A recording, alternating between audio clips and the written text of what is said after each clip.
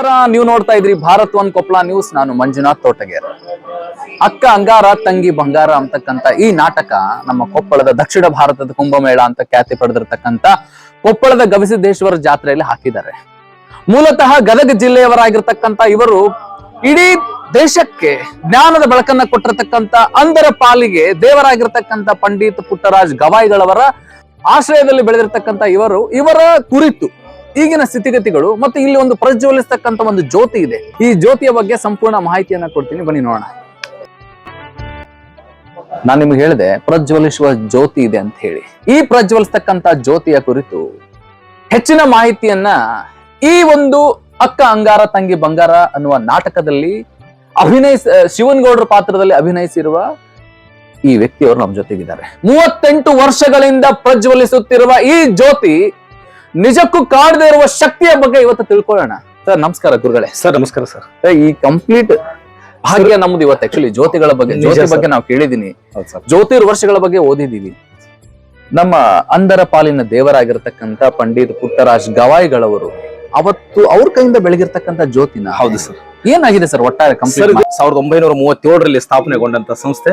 ಪುಟ್ಟರಾಜ್ ಅಜ್ಜ ಅವರ ಮಾಲೀಕತ್ವದಲ್ಲಿ ಪಂಚಾಕ್ಷರ ಅಜ್ಜ ಅವರು ಒಂದು ಸ್ಥಾಪನೆ ಮಾಡಿದ್ರು ಈ ಸಂಸ್ಥೆಯನ್ನ. ತದನಂತರ ಈ 38 ವರ್ಷದ ಹಿಂದೆ ಗದಗ ಜಿಲ್ಲೆ ಲಕ್ಕುಂಡಿಯಲ್ಲಿ ಕ್ಯಾಂಪ್ ಮಾಡಿದಾಗ ಪುಟ್ಟರಾಜ್ ಅಜ್ಜ ಅವರು ಯಡಿಯೂರು ಸಿದ್ಧಲಿಂಗೇಶ್ವರ ನಾಮವನ್ನು ಜಪಿಸಿ ಈ ನಂದಾ ಜ್ಯೋತಿನ ಬೆಳಗಿಸಿದ್ದಾರೆ.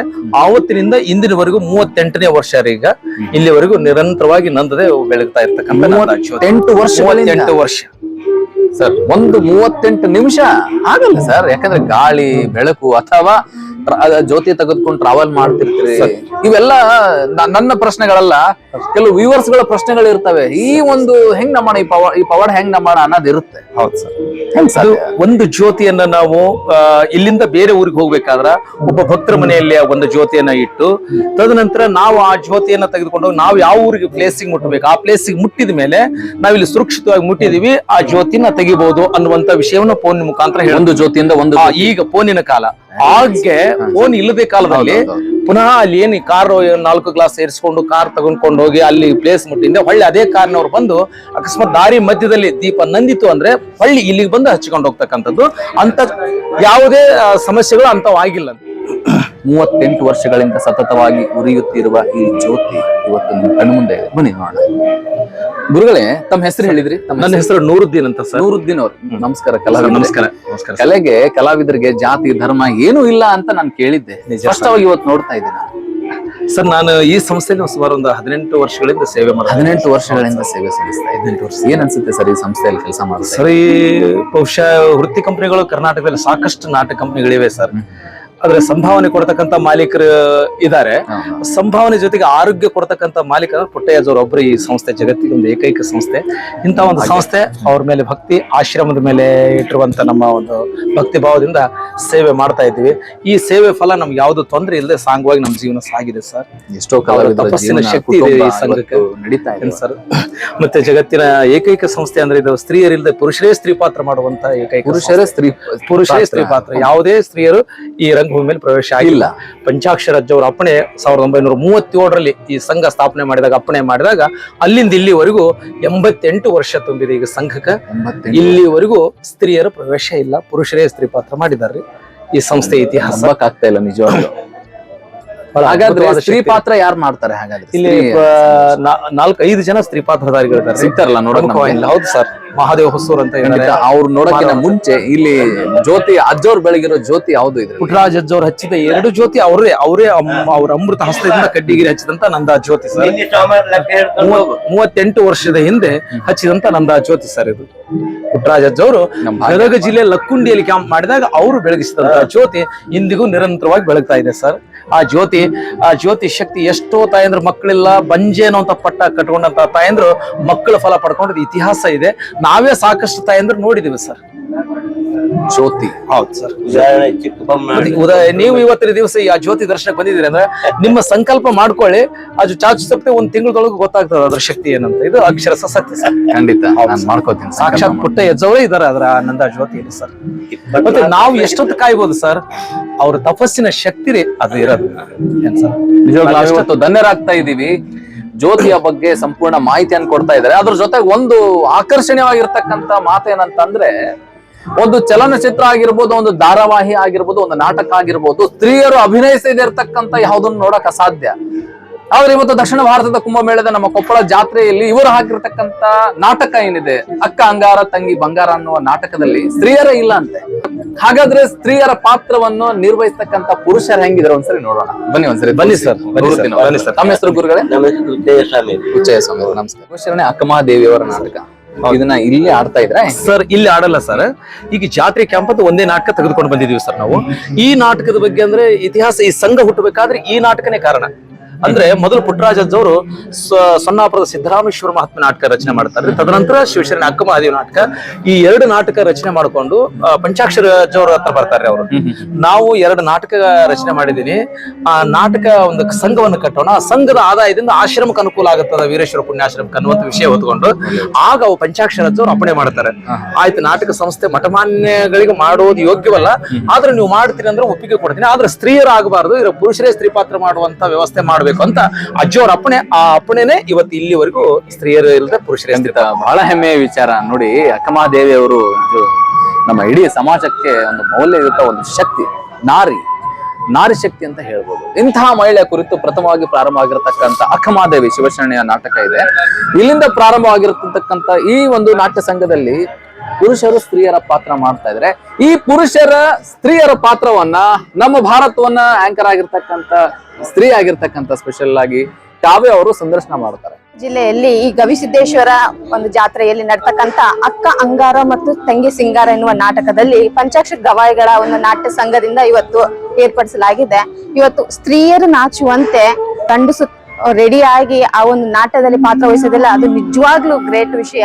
ಹಾಗಾಗಿ ಅವ್ರು ಯಾವ ರೀತಿ ಅವರ ಬದುಕಿನ ಬಣ್ಣದ ಬದುಕು ಹೇಗಿದೆ, ಅವ್ರು ಯಾವ ರೀತಿ ಬಣ್ಣದಲ್ಲಿ ಮುಳುಗಿ ಅಭಿನಯಿಸುತ್ತಾರೆ ಅನ್ನೋದು ಅವರೆಲ್ಲ ಕೇಳ್ಕೊಂಡು ತಿಳ್ಕೊಳ್ಳೋಣ ಬನ್ನಿ. ಸರ್ ನಮಸ್ಕಾರ. ನಮಸ್ತೆ ಅಮ್ಮ. ನಮಸ್ತೆ. ಕೊಪ್ಪಳ ಜಿಲ್ಲೆಗೆ ನಿಮ್ಗೆ ಸ್ವಾಗತ. ನಮಸ್ತೆ. ಎಷ್ಟು ವರ್ಷದಿಂದ ಅಭಿನಯಿಸ್ತಾ ಇದ್ದೀರಾ ಸರ್ ಇದು? ನಾನು ಈ ಕಂಪನಿಯಲ್ಲಿ ಸುಮಾರು 21 ವರ್ಷ ಆಯ್ತಮ್ಮ. ಇಲ್ಲಿ ಸ್ತ್ರೀ ಪಾತ್ರನೇ ಮಾಡ್ತಾ ಬಂದಿದ್ದೀನಿ. ಪುಟ್ಟರಾಜ ಅಜ್ಜವ್ರು ಇದ್ದಾಗಿಂದಲೂ ಅವರ ಆಶೀರ್ವಾದದಿಂದ ಈ ಕಂಪನಿಯಲ್ಲಿ ಬರುವಂತಹ ಪ್ರಮುಖ ಪಾತ್ರಗಳು ಅಕ್ಕಮಹಾದೇವಿ, ಹೇಮರೆಡ್ಡಿ ಮಲ್ಲಮ್ಮ, ಆಮೇಲೆ ಅನೇಕ ನಾಟಕಗಳಲ್ಲಿ ಪ್ರಮುಖ ಪಾತ್ರಗಳಲ್ಲಿ ಅಭಿನಯಿಸ್ತಾ ಇದ್ದೆ ಸ್ತ್ರೀ ಪಾತ್ರಧಾರಿಯಾಗಿ.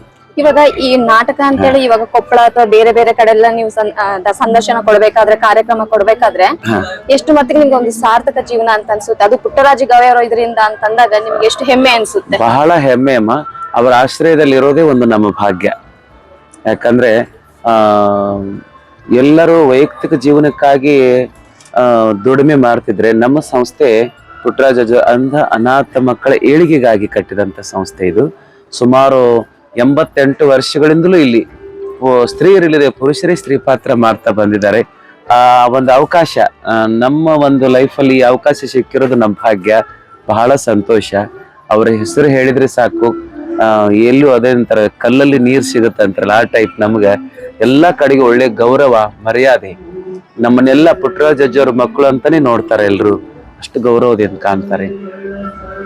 ಈ ಸಂಸ್ಥೆಯ ವೈಶಿಷ್ಟ್ಯನೇ ಆಗಿದೆ ಮೇಡಮ್. ಈಗ ಬಣ್ಣದ ಬದುಕಿಗೂ ಕೂಡ ವೈಯಕ್ತಿಕ ಬದುಕು ಏನ್ ನಿಮ್ಮಲ್ಲಿ ಕಂಡಿರ್ತಕ್ಕಂಥದ್ದು ಈ ವಿಚಾರದಲ್ಲಿ? ವೈಯಕ್ತಿಕ ಬದುಕಿಗೆಂದಲೇ ಇದೊಂಥರ ಡಿಫರೆಂಟ್ ಬದುಕು. ಯಾಕಂದ್ರೆ ನಾವು ಕಲಾವಿದರಾಗಿ ಹುಟ್ಟಿರೋದು ನಮ್ಮ ಅದೃಷ್ಟ ಅಂತ ಭಾವಿಸ್ತೀನಿ ನಾನು. ಯಾಕಂತಂದ್ರೆ ನಾವು ರಾಜರಾಗಬಹುದು, ರಾಣಿಯರಾಗಬಹುದು, ಮಂತ್ರಿಗಳಾಗಬಹುದು, ದೊಡ್ಡ ದೊಡ್ಡ ಶ್ರೀಮಂತರಾಗಬಹುದು, ಅದನ್ನೆಲ್ಲ ಮಾಡಿ ಒಪ್ಪಿಸ್ತೀವಿ ಜನರನ್ನ ಒಂದು 3 ತಾಸಲ್ಲಿ. ವೈಯಕ್ತಿಕ ಲೈಫ್ ಮತ್ತೆ ಬೇರೆ ನಮ್ದು. ಆದ್ರೆ ಈ ಒಂದು ಬದುಕಿನಲ್ಲಿ ನಮ್ಮದೇ ಆದಂತ ಲೈಫ್ ಅನ್ನು ಬಿಟ್ಟು ಆ ಒಂದು ಪಾತ್ರದಲ್ಲಿ ಇನ್ವೆಲ್ವ್ಮೆಂಟ್ ಆಗಿ ಆ ಪಾತ್ರ ನಾವಾಗಿ ಮಾಡೋದ್ರಿಂದ ಆ ಜನ ಸ್ವೀಕಾರ ಮಾಡೋ ರೀತಿ, ಅವರು ನಮಗೆ ಕ್ಲಾಪ್ಸ್ ಹಾಕೋದು, ಅಭಿಮಾನ ತೋರಿಸೋದು, ಒಳಗಡೆ ಬಂದು ನಮ್ಮನ್ನೆಲ್ಲ ಮಾತಾಡಿಸಿ ಅಷ್ಟು ಗೌರವ ಕೊಟ್ಟು ತೋರಿಸ್ತಾರೆ. ಈ ಒಂದು ಲೈಫ್ ನನಗನ್ಸಿದ ಮಟ್ಟಿಗೆ ಕಲಾವಿದರನ್ನ ಬಿಟ್ರೆ ಬೇರೆ ಯಾರಿಗೂ ಸಿಗುತ್ತಿಲ್ಲ ಗೊತ್ತಿಲ್ಲ. ಬಹಳ ಸಂತೋಷ ಆಯ್ತಮ್ಮ. ಈಗ ಸರ್ ಇವಾಗ ಇಲ್ಲಿಗೆ ಬಂದಾಗ ನಿಮ್ಮ ಕುಟುಂಬದವ್ರನ್ನೆಲ್ಲ ಬಿಟ್ಟು ಬರ್ಬೇಕಾಗುತ್ತೆ, ಹೇಗ್ ಅನ್ಸುತ್ತೆ ಸರ್? ಅನಿವಾರ್ಯಮ್ಮ, ಅನಿವಾರ್ಯ. ಯಾಕಂದ್ರೆ ಕೆಲವೊಬ್ರು ಕುಟುಂಬದವರು ಎಲ್ಲ ಇಲ್ಲಿ ಕಟ್ಕೊಂಡ್ ಬಂದಿರ್ತಾರೆ, ಏನ್ ತೊಂದ್ರೆ ಇಲ್ಲ. ನಮ್ಮಲ್ಲಿ ನಮ್ಮ ಕುಟುಂಬದವರು ಬರ್ತಾರೆ, ಹೋಗ್ತಾರೆ. ನಾವು ಈ ಪಾತ್ರ ಮಾಡ್ತಾನೆ ಮನೆ ಮಾರು ಹೆಂಡ್ರು ಮಕ್ಕಳು ಅವ್ರನ್ನೆಲ್ಲ ಸಾಕುವಂತ ಇದೇ ವೃತ್ತಿ. ಈ ಬಣ್ಣದ ಬದುಕು, ಈ ಕಂಪನಿಯಲ್ಲಿ ಇದೇ ದುಡಿಮೆ ಅಂದ್ರೆ ನಮ್ಮ ಕುಟುಂಬಗಳೆಲ್ಲ ಸಾಕ್ತಾ ಇದ್ದಾವೆ. ನಾವು ಮಾಡೋ ಜಗತ್ತಿನ ನಾಟಕಕ್ಕೂ ಈಗಿನ ನೀವು 28 ವರ್ಷದಿಂದ ಏನ್ ನಾಟಕ ಮಾಡ್ಕೊಂಡ್ ಬರ್ತಾ ಇದ್ದೀರಾ, ಅದಕ್ಕೆ ಏನ್ ನಿಮ್ಗೆ ಅಭಿನಯ ಸಂಬಂಧ ಅನ್ಸುತ್ತೆ? ಏನಿಲ್ಲಮ್ಮ, ನಾವು ಯಾವ ರೀತಿ ಜನರಿಗೆ ಮೆಸೇಜ್ ಕೊಡ್ತೀವಿ ಅದನ್ನ ಸ್ವೀಕಾರ ಮಾಡ್ತಾರೆ ಜನ. ಇದೊಂದು ಒಳ್ಳೆ ಮೆಸೇಜ್ ಈ ನಾಟಕ ಬರೆದಿರೋದು ನನ್ನ ಹೆಸರು ಮಹಾದೇವ್ ಹೊಸೂರ್ ಅಂತ ಹೇಳಿ. ಈ ನಾಟಕ ರಚನೆ ಬಹಳ ಚೆನ್ನಾಗಿದೆ. ಇದು ಹಿಂದೂ ಮುಸ್ಲಿಂ ಭಾವೈಕ್ಯತೆ ಬೆಸೆಯುವಂತ ಒಂದು ನಾಟಕ, ದೇವದಾಸಿ ಪದ್ಧತಿ ನಿರ್ಮೂಲನೆ ಮಾಡುವಂತ ಒಂದು ನಾಟಕ. ಆಮೇಲೆ ಒಳ್ಳೆಯ ಹಾಸ್ಯ, ಕೌಟುಂಬಿಕ ಜನ ಕುಟುಂಬ ಸಮೇತವಾಗಿ ನೋಡುವಂತ ಹಾಸ್ಯ, ಅಶ್ಲೀಲಗಳಿಲ್ಲ. ಆಮೇಲೆ ಮಾಡರ್ನ್ ಜಗತ್ತು ಅನ್ನೋದಕ್ಕಿಂತ ಮೇಡಮ್ ಅಜ್ಜೋರು ಕಂಪ್ನಿಲಿ ಒಂದು ಪರಂಪರೆ ಇದೆ. ಇಲ್ಲಿ ಪುಟ್ಟರಾಜ್ ಅಜ್ಜೋರ ನಾಟಕ ಕಂಪ್ನಿಲಿ ಒಂದು ಪರಂಪರೆ ಆ ಸೀಮೆ ದಾಟಿ ಯಾರು ಪಾತ್ರ ಮಾಡೋದಿಲ್ಲ. ಅಶ್ಲೀಲ್ ಬಟ್ಟೆಗಳ ಹಾಕೊಳ್ಳೋದಾಗ್ಲಿ, ಅಶ್ಲೀಲ್ ಡೈಲಾಗ್ ಮಾತಾಡೋದಾಗ್ಲಿ, ಇದು ಯಾವುದು ನಮ್ಮ ಹಿಂದಿನಿಂದಲೂ ಪರಂಪರೆಯಲ್ಲಿ ಬಂದಿಲ್ಲ. ಆದಷ್ಟು ನಮ್ಮಲ್ಲಿ ಆಧ್ಯಾತ್ಮಿಕ, ಪೌರಾಣಿಕ, ಭಕ್ತಿಪ್ರದ ನಾಟಕಗಳನ್ನು ಪ್ರಯೋಗಿಸೋದು ಜಾಸ್ತಿ. ಈ ಪರಂಪರೆಯಲ್ಲಿ ಇವತ್ತಿನ ಜಾತ್ರೆಗೆ ಏನ್ ಬೇಕು ಅನ್ನುವಂತ ಒಂದು ಮೆಸೇಜ್ ಅನ್ನ ಇವತ್ತು ಈ ನಾಟಕ ಹೊತ್ಕೊಂಡು ಬಂದಿದೀವಿ. ಅಕ್ಕ ಅಂಗಾರ ತಂಗಿ ಬಂಗಾರ ಅಂತ ಹೇಳಿ ಒಳ್ಳೆ ಸ್ಟೋರಿ ನಾಟಕ, ಒಳ್ಳೆ ಕಾಮಿಡಿ ನಾಟಕ, ಒಳ್ಳೆ ಕುಟುಂಬ ಸಮೇತ ಎಲ್ಲರೂ ನೋಡುವಂತ ನಾಟಕ. ನಾವೆಲ್ಲ ಇಲ್ಲಿ ಪುರುಷರಿಗೆ ಸ್ತ್ರೀ ಪಾತ್ರ ಮಾಡೋದು, ಕಿಕ್ಕಿರಿದು ಜನ ನೋಡ್ತಾರೆ, ಹೌಸ್ಫುಲ್ ಥಿಯೇಟರ್. ಈಗ ಎಲ್ಲೋ ಒಂದ್ ಕಡೆ ಜಾತ್ರೆ ಈ ರೀತಿ ಬಂದಾಗ ಮಾತ್ರ ಇಂತ ಕಾರ್ಯಕ್ರಮಗಳು ನಾಟಕಗಳನ್ನ ಮಾಡ್ತಾರೆ. ಬಟ್ ಅದನ್ನ ಹೊರತುಪಡಿಸಿ ಎಲ್ಲೋ ಒಂದ್ ಕಡೆ ಈಗಿನ ಯುವತಿಯರು ಏನಾದ್ರೂ ನಾಟಕಕ್ಕೆ ತುಂಬಾ ಕಡಿಮೆ ಪ್ರಮಾಣದಲ್ಲಿ ಬರ್ತಾರೆ. ಈಗಿನ ಇರ್ತಕ್ಕಂತ ಒಂದು ಜನರೇಷನ್ ಅಲ್ಲಿ ಏನ್ ಹೇಳಕ್ ಇಷ್ಟ ಪಡ್ತೀರಾ? ಇಲ್ಲ, ಜನರೇಷನ್ಗೆ ಸಮಾಜಕ್ಕೆ ಏನ್ ಹೇಳ್ಬೇಕಂದ್ರೆ ಮೇಡಮ್, ವೃತ್ತಿ ರಂಗಭೂಮಿ ಬಹಳ ಇತಿಹಾಸ ಉಳ್ಳಂತದ್ದು, ಇದೊಂದು ಪರಂಪರೆ. ಇದನ್ನ ಉಳಿಸಿ ಬೆಳೆಸೋದು ಇವತ್ತಿನ ಸಮಾಜ, ಇವತ್ತಿನ ಅಭಿಮಾನಿಗಳ ಕೈಯಲ್ಲಿದೆ. ಯಾಕಂದ್ರೆ ಇದು ಜೀವಂತ ಕಲೆ. ಇದು ಎಷ್ಟು, ಇದಕ್ಕೊಂದು ಸುಮಾರು 200-300 ವರ್ಷದ ಇತಿಹಾಸ ಇದೆ ಈ ರಂಗಭೂಮಿಗೆ. ಇದನ್ನ ನಾವೆಲ್ಲ ಕಷ್ಟಪಟ್ಟು ಅನ್ನೋದಕ್ಕಿಂತ ಇದನ್ನ ನಂಬಿ ಇದರಲ್ಲೇ ಬದುಕು ಕಂಡುಕೊಂಡು ನಾವು ಬದುಕಬೇಕು. ಇದು ಬದುಕಿದ್ರೆ ನಾವು ಬದುಕ್ತೀವಿ. ಇದು ಮುಂದಿನ ಪರಂಪರೆಗೂ ಕೂಡ ಇದು ಉಳಿಬೇಕು. ಈಗಿನ ವಯಸ್ಕರರು, ಹುಡುಗರು, ಯಂಗ್ ಹುಡುಗರಾಗ್ಲಿ, ಆಮೇಲೆ ಹೆಣ್ಣು ಮಕ್ಕಳಾಗ್ಲಿ, ಯಾರಾದ್ರೂ ನಾವು ಪಾತ್ರ ಮಾಡಿ ಕಲಿಬೇಕು ಅನ್ನೋರಿಗೆ ಇದೊಂದು ತರಬೇತಿ ಕೇಂದ್ರ ಅಜ್ಜವ್ರ ಕಂಪನಿ. ಇಲ್ಲಿ ನಟರನ್ನ ತಯಾರು ಮಾಡಬಹುದು, ನಟರನ್ನ ತಯಾರು ಮಾಡುವಂತ ಒಂದು ಕಾರ್ಖಾನೆ ಇದ್ದ ಹಾಗೆ. ಆಸಕ್ತಿ ಇದ್ದವರೆಲ್ಲ ಬರಬಹುದು. ಇದು ಸಮಾಜ ಈ ರಂಗಭೂಮಿಯನ್ನ ಉಳಿಸ್ಬೇಕು, ಬೆಳೆಸ್ಬೇಕು, ನಾಟಕಗಳನ್ನ ನೋಡ್ಬೇಕು. ಅವರು ಕೊಡುವಂತ 120 ರೂಪಾಯಿ ಟಿಕೆಟ್ ಅಲ್ಲಿ ಸುಮಾರು ನಮ್ದೊಂದು 25 ಜನ ಕುಟುಂಬಗಳು ಬದುಕ್ತಿವಿ. ಕಲೆ ಬದುಕುತ್ತೆ, ರಂಗಭೂಮಿ ಬದುಕುತ್ತೆ. ಇದಕ್ಕಾಗಿ ಎಲ್ಲೋ ಖರ್ಚು ಮಾಡ್ತೀವಿ, 100, 120, 200 ಒಂದ್ಸಲ ಟೀ ಕುಡಿದ್ ಬಂದ್ರೆ 100-200 ರೂಪಾಯಿ ಖರ್ಚಾಗತ್ತೆ. ಅಂತದ್ದು 120 ರೂಪಾಯಿ ಕೊಟ್ಟು ಅವ್ರ ಟಿಕೆಟ್ ತೆಗಿಸಿ ನಾಟಕ ನೋಡೋದ್ರಿಂದ ಅವ್ರಿಗೆ ಇಡೀ ದಿನದ ಟೆನ್ಷನ್ ಮರಿಬಹುದು, ಎಂಜಾಯ್ ಮಾಡಬಹುದು, ಒಂದ್ ಮೆಸೇಜ್ ತಗೊಂಡು ಹೋಗ್ಬಹುದು. ಜೊತೆಗೆ ನಾಟಕ ಕಂಪನಿಗಳನ್ನು ಬದುಕಿಸ್ತಾರೆ ಮತ್ತು ಕಲಾವಿದರನ್ನು ಕೂಡ ಬದುಕಿಸ್ತಾರೆ. ಈ ಪ್ರಯತ್ನ ಸಮಾಜ ಮಾಡಬೇಕು. ಸಮಾಜದ ಎಲ್ಲ ಅಭಿಮಾನಿಗಳು ರಂಗಭೂಮಿಯನ್ನ ಗೌರವಿಸಬೇಕು, ಪ್ರೀತಿಸ್ಬೇಕು ಅಂತ ನಮ್ಮೆಲ್ಲರೂ ಕಳಕಳಿಯಿಂದ ಕೇಳ್ಕೊಳ್ತಾ ಇದ್ದೀವಿ. ನಾಟಕ ಕಲಾ ಸಂಘಟನೆ ಏನ್ ಮಾಡ್ತಾ ಇದೆ ಸರ್, ಇದನ್ನ ಅಳವಡಿಸ್ಕೊಂಡ್ರ ಜೀವನದಲ್ಲಿ ಬದುಕು ಕಟ್ಕೊಡುತ್ತಾ? ಇದಕ್ಕೆ ಬದುಕು ಇದೆಯಾ? ಖಂಡಿತವಾಗಿ ಬದುಕು ಕಟ್ಕೊಳ್ಬಹುದು ಮೇಡಮ್. ಅದು ಅವ್ರ ಕೈಯಲ್ಲಿದೆ. ಅವರು ಚೆನ್ನಾಗಿ ಇದನ್ನ ಗೌರವದಿಂದ ಕಂಡು ಇದೇ ನನ್ನ ಬದುಕು ಅಂತ ಇದನ್ನ ಗೌರವಿಸಿ ಪ್ರೀತಿ ಮಾಡಿ ಇದರಲ್ಲಿ ದುಡಿಮೆ ಮಾಡ್ಕೋಬೇಕು. ಚಟಕ್ಕೆ ಅಧೀನರಾಗ್ಲಾರ್ದೆ ಇದನ್ನ ಭಕ್ತಿ ಶ್ರದ್ಧೆಯಿಂದ ಮಾಡ್ಕೊಂಡ್ರೆ ಒಳ್ಳೆಯ ಲೈಫ್ ಇದೆ, ಒಳ್ಳೆ ಬದುಕಿದೆ. ಸರ್ಕಾರ ಗುರುತಿಸ್ತೈತಿ, ಒಳ್ಳೊಳ್ಳೆ ಅವಾರ್ಡ್ಗಳನ್ನು ಕೊಡ್ತೈತಿ. ನನಗೆ ಈಗಾಗಲೇ 42 ವರ್ಷ, ನಾನು 34 ವರ್ಷದವಿದ್ದಾಗಲೇ ನನಗೆ ಸರ್ಕಾರ ಗುರುತಿಸಿ ಕರ್ನಾಟಕ ನಾಟಕ ಅಕಾಡೆಮಿ ಅವಾರ್ಡ್ ಕೊಡ್ತು. ನನಗೆ ಸಾಕಷ್ಟು ಪ್ರಶಸ್ತಿಗಳು ಎಲ್ಲ ನಮ್ಮಲ್ಲಿರ್ತಕ್ಕಂಥ ಕಲಾವಿದರಿಗೆ. ಈಗಲೂ ಅದ್ರ ಬಗ್ಗೆ ಗೌರವ ಉಳಿಸ್ಕೊಳ್ಳೋದು ಕಲಾವಿದನ ಕೈಯಲ್ಲಿ. ಲೈಫ್ ಬದುಕು, ರಂಗಭೂಮಿ ಒಳ್ಳೆ ಬದುಕು ಕಟ್ಕೊಡುತ್ತೆ ನಮಗ್ರಿ. ಉಳಿಸ್ಕೊಳ್ಳೋದು ನಮ್ಮ ಕೈಯಲ್ಲಿದೆ, ಕಲಾವಿದರ ಕೈಯಲ್ಲಿ. ಇಷ್ಟು ಸದಾ ಸುದ್ದಿಗಳಿಗಾಗಿ ನೋಡ್ತಾ ಇರಿ ಭಾರತ್ ಒನ್ ಕೊಪ್ಪಳ ನ್ಯೂಸ್.